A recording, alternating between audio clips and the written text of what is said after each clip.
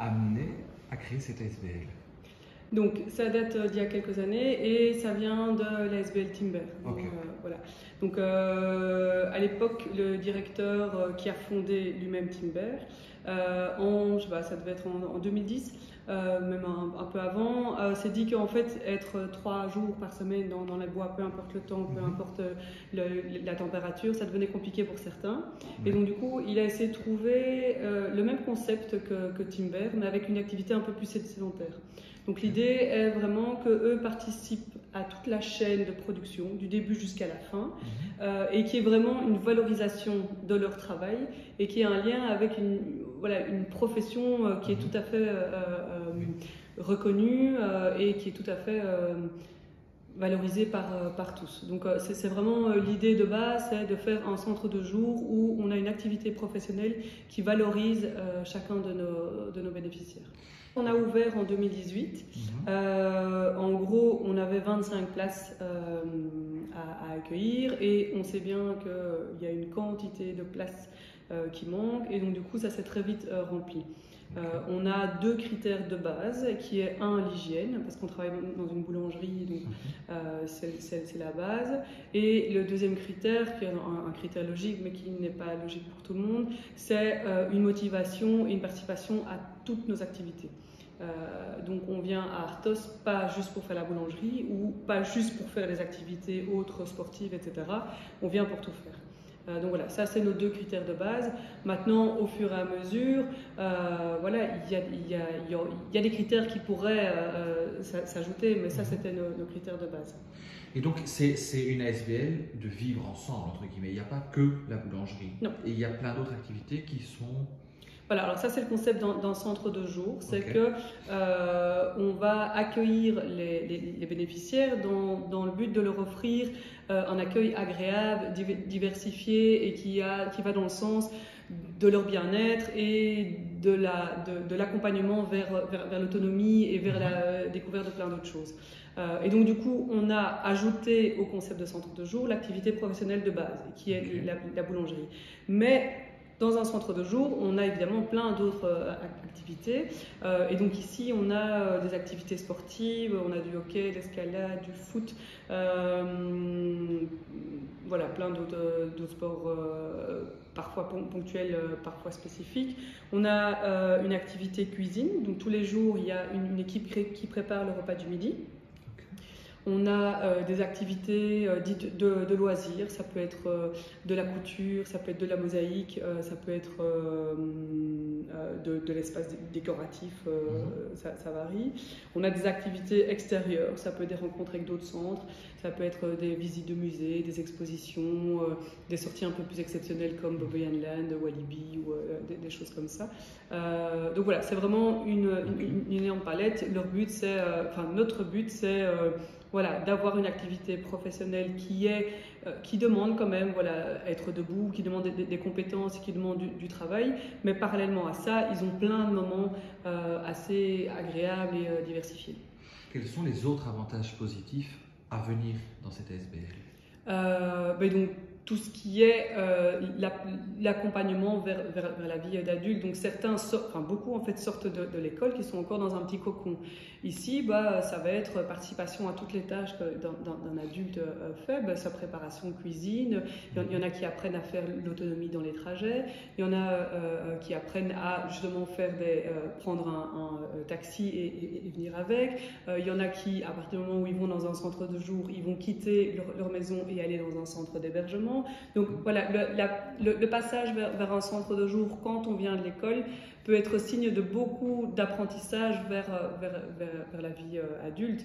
Et à Arthos même, voilà, je pense que c'est la découverte de la boulangerie qui, pour beaucoup, en fait, est vraiment quelque chose qui leur permet de se calmer, de se concentrer.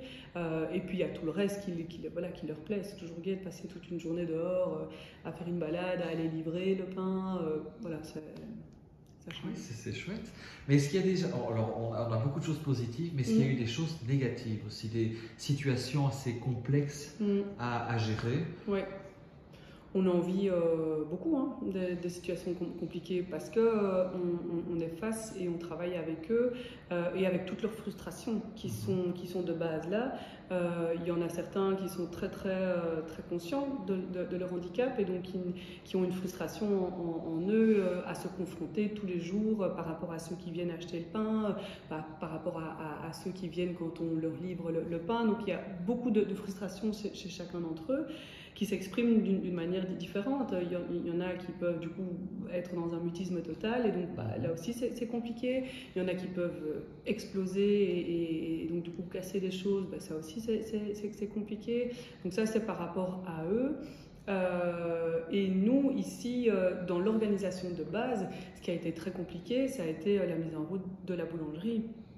Parce que donc on a travaillé avec un boulanger professionnel de base, mais tout le reste de l'équipe n'était pas formé. Donc il a fallu former non seulement les accompagnants et toute l'équipe, mais eux ont dû aussi accompagner et former nos personnes en situation de handicap. Donc ça a été vraiment une chaîne qui a été très longue et très difficile à mettre en place et on y arrive vraiment bien maintenant. Donc voilà, ça a mis quand même un peu plus de 3 ans pour pouvoir faire cet objectif qu'on avait à la base en 2012 quand on a lancé le projet. Donc voilà, c'est très compliqué. Et la petite cerise sur le gâteau qui complique la chose, c'est qu'on a un four qui fonctionne au bois uniquement. Et donc arriver et mettre sur 240 degrés, ça n'existe pas chez nous. Donc il faut arriver à 6h du matin, charger le bois, vérifier que ça ne monte pas trop haut, parce qu'une fois que ça monte trop haut, il faut attendre que ça descende. Et comme c'est un très bon four qui est très bien isolé, ça met du temps.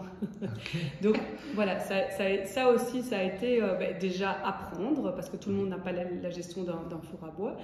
Et ça apprendre, voilà, on commence par les brioches, et puis après on monte, et puis après, tiens, quand on est trop haut, c'est pas grave, on passe aux baguettes. Enfin, voilà, c'est toute une organisation, mais tout ça s'apprend au jour le jour. Et justement, mis à part les boulangers qui travaillent pour vous, les autres personnes comme vous qui dirigez la SBL, quelles sont les aptitudes qu'il faut en plus d'une personne, je dirais, qui n'est pas dans ce genre de situation? Parce qu'on sent qu'il y a beaucoup de psychologie derrière, un caractère très social, mais est-ce qu'il y a d'autres aptitudes à avoir selon vous? Donc au sein de l'équipe, on a 9 accompagnants qui ont tous le diplôme d'éducateur. Okay. On a 2 personnes qui sont ici pour tout ce qui est maintenance, nettoyage, gestion de commandes, matières premières, etc. On a le boulanger professionnel et on a tout ce qui est pôle psychologique et médical et on a tout ce qui est pôle administratif et directionnel. Okay. En gros, je dirais la compétence de base qui est nécessaire, en tout cas la sensibilité à l'handicap et la passion, je pense que ce sont les maîtres mots ici. Parce que quand il faut se concentrer sur un tableau Excel avec 50 000 données et qu'on a une crise en même temps parallèlement qu'il faut gérer, voilà. Mais je pense que, voilà, alors on a chacun nos spécificités à gauche, à droite, mais je pense que voilà, celle qui nous lie, oui, c'est, je dirais, voilà, le souci de veiller chacun et de leur mettre, le souci de les mettre chaque fois au centre de nos discussions et au centre de nos préoccupations, tout ça enrobé de beaucoup de patience et de beaucoup de compréhension. Dernière petite question, je vois donc il y a la boulangerie qui fonctionne, ça vous rapporte une petite partie d'argent, mais le reste, comment ça fonctionne? Donc on est totalement subsidié pour la partie effectivement hors boulangerie par Iriscare. Okay. Anciennement Cocom. Et donc là, nos postes à nous et le fonctionnement du quotidien est totalement pris en charge par ce pouvoir subsidiant. Tout ce qui est lié à la boulangerie, l'achat de matières premières, l'achat de vêtements de travail, l'achat d'outils, l'achat de frigo, four, tout ça, ça a été payé sur fonds propres. Okay. Ou avec des dons, etc. Mais pas du tout. Et justement, est-ce que des particuliers extérieurs peuvent faire des dons? Oui, tout à fait. On a récemment reçu l'accord pour l'exonération fiscale. Okay. Donc du coup, voilà, on a fait une petite campagne fin de l'année passée pour dire que voilà, il y avait tout, les dons pouvaient être déductibles fiscalement et voilà.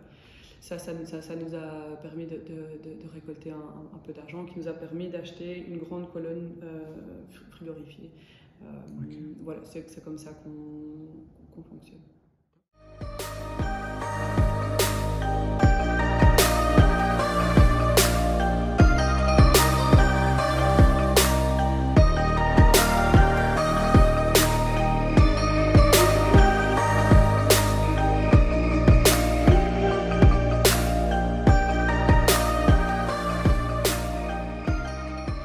Chef de groupe et chef éducateur.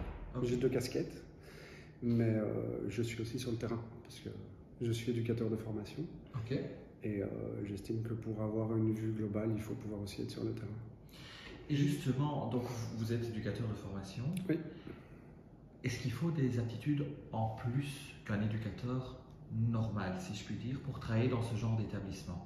Parce qu'on a des éducateurs, par exemple, qui travaillent dans le milieu secondaire ou dans des internats. Est-ce que travailler avec des personnes atteintes d'un handicap demande des aptitudes, des spécificités en plus? C'est une bonne question. Je pense que pour chaque prise en charge, accompagnement, que ce soit dans une école, que ce soit dans l'enseignement spécialisé, dans l'enseignement normal, dans des centres de jour, des hébergements, dans l'aide à la jeunesse, je pense qu'on a tous besoin de spécificités vraiment précises par rapport au contexte dans lequel on travaille. Oui. Maintenant, cette spécialisation, on l'acquiert d'abord au niveau théorique, évidemment, pendant les études, mais c'est surtout au niveau sur le terrain qu'on apprend tout ça. Ouais. Et c'est vrai que, comment dire, une personne qui travaille, un éducateur qui travaille dans l'aide à la jeunesse, forcément, il aura besoin comment dire, de patience, ouais. de bienveillance, une part de tendresse, et d'être assez, comment dire, touché par les personnes avec qui il travaille et leurs spécificités. Mais spécifique au handicap, ou travailler avec des personnes en situation de handicap, je pense que pas plus qu'une autre, c'est juste, voilà, c'est du cas par cas, c'est vraiment les accompagner et de pouvoir être très flexible au niveau de ses émotions, de sa sensibilité et des leurs surtout, et ce qui permet d'adapter en fait, tout simplement. Donc on s'adapte avec les personnes avec qui on travaille. Et si on travaille dans l'aide à la jeunesse, je prends cet exemple-là, il y en a plein d'autres, ou avec des personnes en situation de handicap, la forme est la même. Après, il y a des spécificités pour chaque personne. Okay. Voilà. Et est-ce que vous pensez qu'à l'heure actuelle, dans la société dans laquelle on vit, les personnes atteintes d'un handicap sont pas assez représentées ou pas assez incorporées dans le quotidien? Dans le sens, est-ce qu'on ne devrait pas incorporer plus dans des entreprises et pas forcément... Moi, ça fait 20 ans que je travaille avec eux. Oui. Et je pense que j'ai déjà vu des grandes différences. C'est vrai qu'il y a quelques décennies, ou il y a très peu de décennies, je dirais il y a 30 ans, on était encore dans l'optique de les parquer, on va dire. Ça vous leur être choquant, mais de les parquer, de les laisser dans leur institution. Et moi, jeune travailleur en 2000, j'étais déjà dans cette espèce de mouvement où j'ai remarqué qu'en fait on sortait, on allait partout, en fait, on va partout avec eux. Et c'est tout à fait normal, c'est tout à fait sain. Et voilà, maintenant on peut peut-être encore plus les mettre en avant, mais c'est pour ça que ce genre d'institution comme ici existe, avec non seulement des ateliers et des activités, mais aussi un magasin pour les ouvrir au monde extérieur, pour qu'ils puissent rencontrer les clients et que les clients puissent les rencontrer. Et donc ça donne vraiment une vraie valeur à ce que nous on veut transmettre. Et donc ça sensibilise évidemment les gens qui n'ont pas l'habitude de rencontrer des personnes est-ce que cette comme le boulanger. Oui, pardon. Est-ce que cette rencontre parfois ne se passe pas bien entre la personne qui travaille ici et le monde extérieur, entre guillemets, avec des clients? Est-ce que parfois il y a une mécompréhension ou une incompréhension?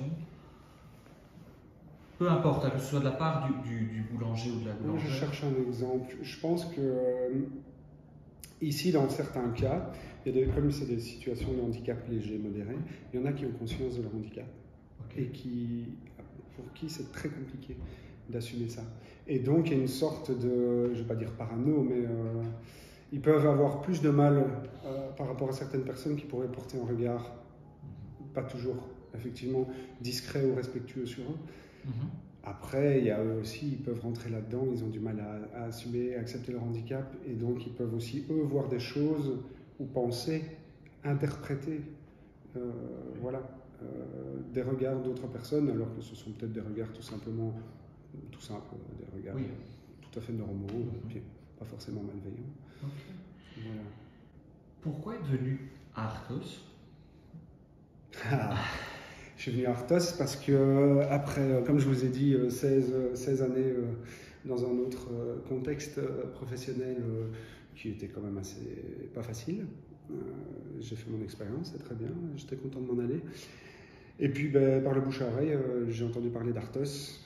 Moi, j'aime cuisiner, j'aime faire du pain, j'aime faire de la bière. Et là, en fait, on se retrouve dans un cadre qui m'intéresse totalement. Puis Hélène m'a fait confiance et m'a proposé la place que j'ai aujourd'hui.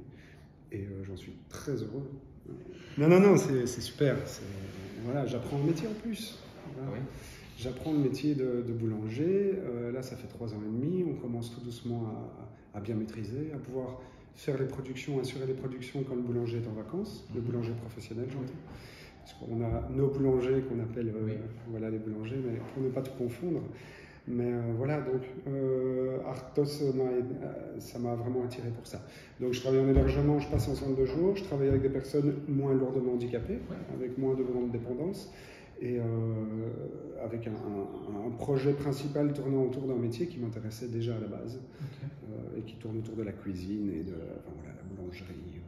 Le message que vous souhaiteriez faire passer à tous ceux qui nous regardent, peu importe le message, que ce soit par rapport au métier, que ce soit par rapport aux relations entre les personnes extérieures et les personnes atteintes d'un handicap, peu importe. Je vous laisse la parole. Je dirais, pour ceux qui sont intéressés par le métier d'éduc, c'est un métier merveilleux, parce qu'on a une chance énorme de pouvoir amener ce que nous on aime, ce que nous maîtrisons, ce que nous avons envie de transmettre à d'autres. Et ce métier est merveilleux. En fait, on se crée notre propre métier avec nos propres passions, ce qu'on maîtrise, ce qu'on aime transmettre, comme je viens de le dire. Et donc, en fait, c'est infini. Et d'autant plus quand on arrive dans une institution où il y a tout à faire, tout à créer et tout à coordonner, tout à coordonner aussi. Je vais y arriver. Voilà, donc pour ceux qui hésitent encore, le métier d'éduc, c'est énormément de possibilités différentes et c'est vous qui pouvez créer votre propre métier en ayant quand même une bonne dose de patience.